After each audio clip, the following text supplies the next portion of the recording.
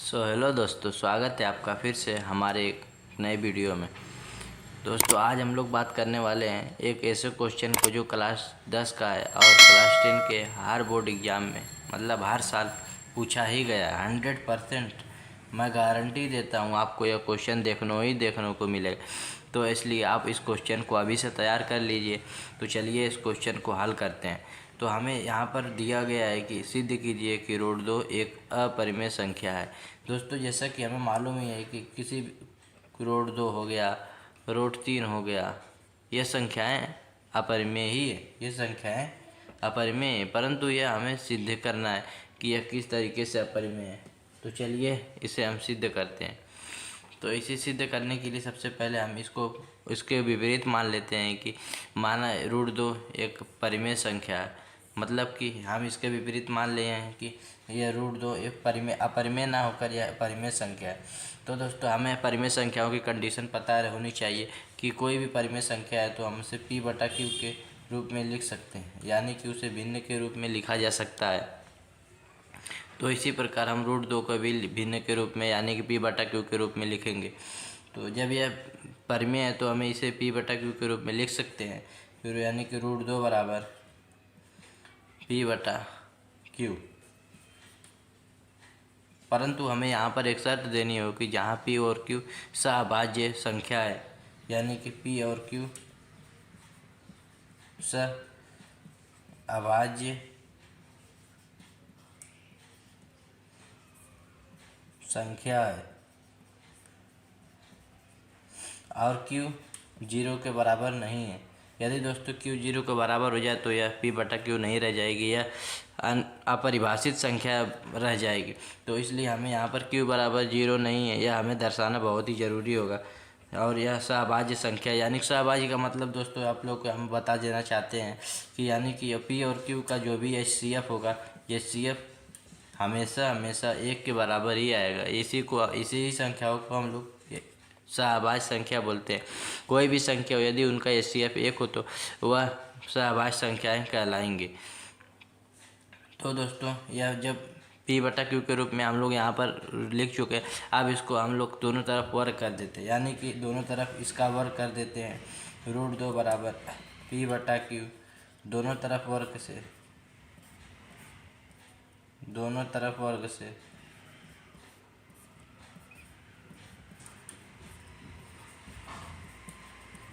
यह लिखना आप लोगों को जरूरी है कि दोनों तरफ वर्ग करने के बाद हम लोग इसको इस तरीके से लिख देंगे। फिर उसके बाद हम लोग वर्ग को खोल देंगे।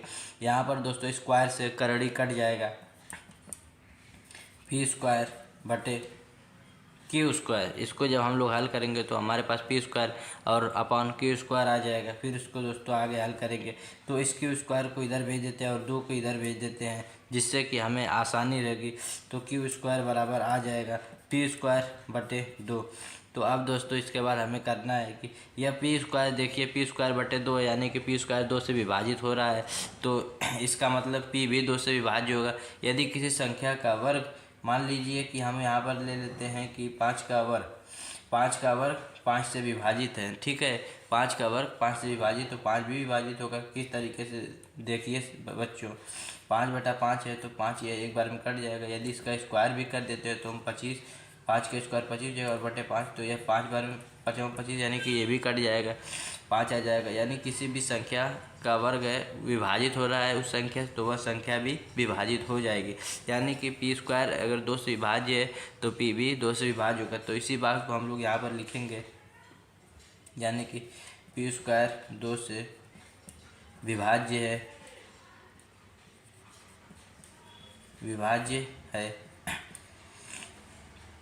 इसलिए p भी 2 से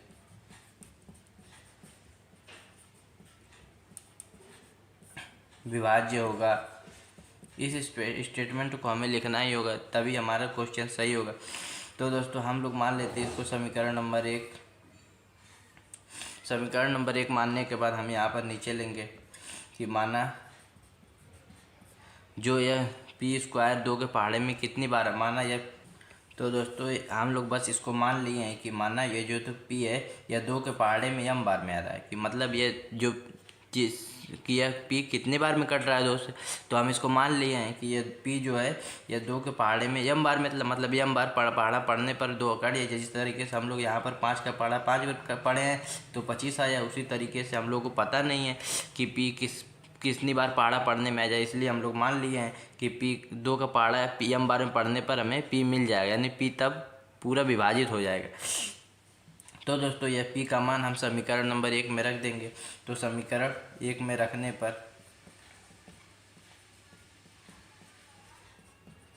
कि यह पी का मान समीकरण नंबर 1 में रखने पर दोस्तों यहाँ पर जगह की कमी है तो मैं यहाँ पर कर देता हूँ।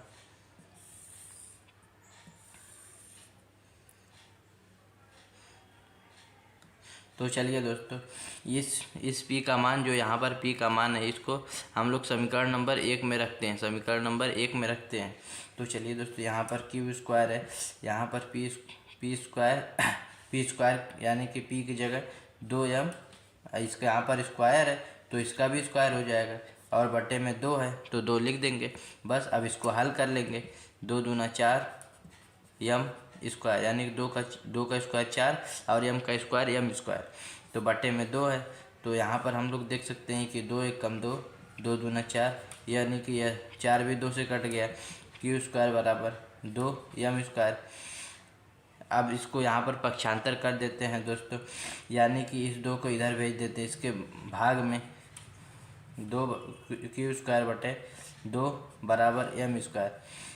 तो दोस्तों हम लोग यहाँ पर देख सकते हैं कि यहाँ क्यू स्क्वायर बटा भी 2 आ गया, यानी कि यह क्यू स्क्वायर जो है यह 2 से विभाजित है, यानी कि 2 से पूरा कट जा रहा है। तो इसका ही मतलब होगा विभाजित है। तो इसलिए क्यू भी 2 से विभाजित होगा। ऐसा क्यों किया मैंने? क्योंकि दोस्तों हम यहाँ पर देख सकते हैं कि जिस तरीके से यहाँ पर पी स्क्वायर बटा 2 था वो भी 2 से यानी पी स्क्वायर विभाजित हो जा रहा था, और यहाँ पर भी क्यू स्क्वायर बटा 2 है तो इसलिए क्यू स्क्वायर भी और क्यू भी 2 से विभाजित हो जाएगा। तो दोस्तों हम इससे क्या हमें निष्कर्ष निकल के आता है, तो हम यहाँ पर जो माने थे कि पी और क्यू सहभाज्य संख्या है, यानी कि इनका ये CF 1 हो जाएगा।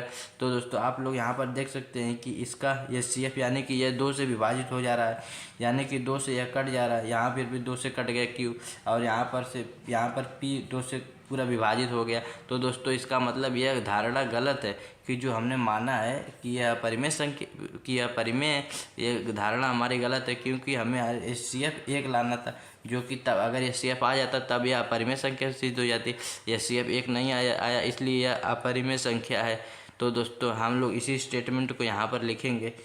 इसी स्टेटमेंट के लिए आपको नंबर मिलेगा। यदि यह स्टेटमेंट आप मिस कर देते हैं तो आपका नंबर कट जाएगा, या स्टेटमेंट आपको लिखनी होगी। स्टेटमेंट देखिए दोस्तों, इस क्वेश्चन को हल करने के बाद आप लोगों को नीचे लिखना है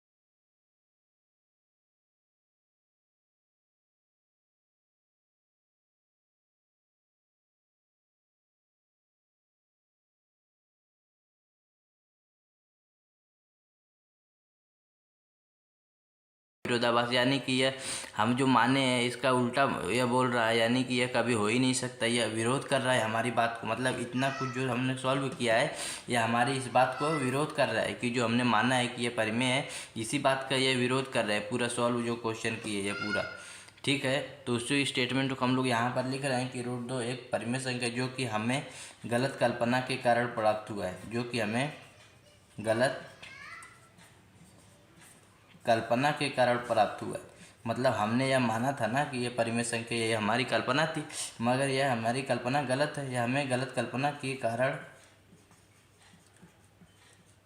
प्राप्त हुआ। फिर उसके बाद यहाँ पर फुल स्टॉप, अब नीचे लिखेंगे अतः √2 एक परिमेय संख्या है। और यहाँ पर जाके हमारा सभी क्वेश्चन सॉल्व हो गया और हमने यह प्रूव कर दिया कि √2 एक अपरिमेय संख्या है।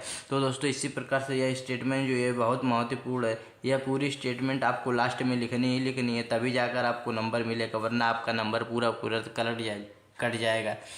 दोस्तों ये इस पूरे स्टेटमेंट को लिखने के बाद हमें बस लिख देना है कि अतः यह √2 एक परिमेय संख्या है। तो दोस्तों इसी प्रकार से आपको चाहे एग्जाम में √3 मिल जाए, √5 मिल जाए या √7 मिल जाए, तो दोस्तों आपको इसी तरीके से करना है। बस जहाँ जहाँ 2 है वहाँ पर 3 कर देना, 5 कर देना, 7 कर देना, आपका क्वेश्चन एकदम सही हो जाएगा। आपको कुछ भी चेंजिंग नहीं करना है। तो दोस्तों आशा करता हूँ कि आपको यह क्वेश्चन समझ में आया होगा। यदि आपको यह क्वेश्चन कुछ समझ में आया है या फिर आपको आ गया है तो यह वीडियो को लाइक कर दीजिए, चैनल को सब्सक्राइब कर दीजिए। ऐसे ही हमारे अमेजिंग क्लास लाते रहेंगे।